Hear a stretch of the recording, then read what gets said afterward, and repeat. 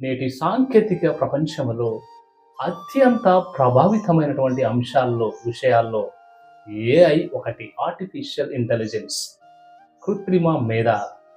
అంటే కృత్రిమ మేధ అనగా పేరులోనే ఉంది కదా, లేనిది ఉన్నట్లుగా, ఉన్నది లేనట్లుగా సృష్టించగల సామర్థ్యం ఉన్నది.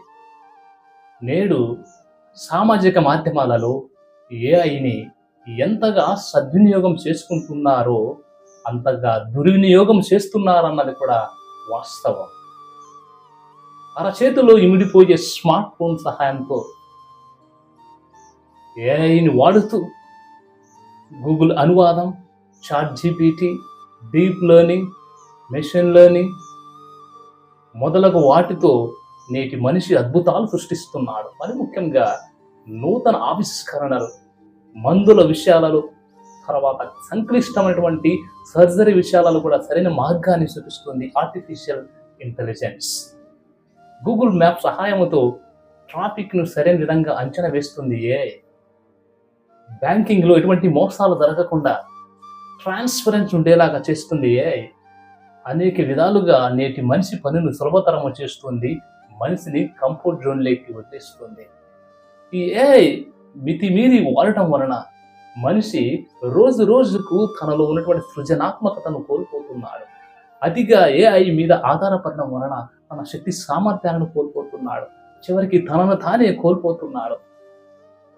మరికొందరైతే ఈ ఏఐ సహాయంతో తప్పుడు సమాచారాన్ని వైరల్ చేస్తున్నారు. దాని ఫలితంగా సమాజంలో, సంఘంలో, కుటుంబాలలో ప్రశాంతతను కోల్పోయేలా చేస్తున్నారు.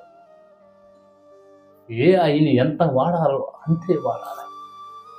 ఎంత చేసినా కానీ మంచి స్థానాన్ని అది భర్తీ చేయలేదనే విషయం మర్చిపోకూడదు.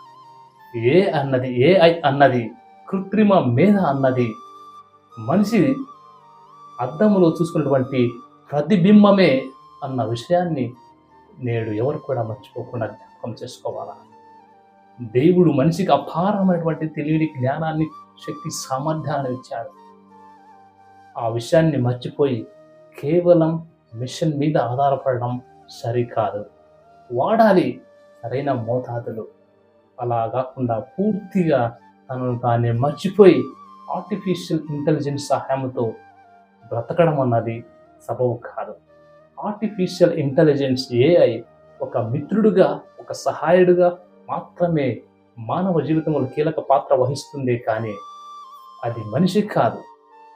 మంచి స్థానాన్ని అది ఎన్నటికీ భర్తీ చేయలేదు అనే విషయాన్ని మనం మర్చిపోకూడదు.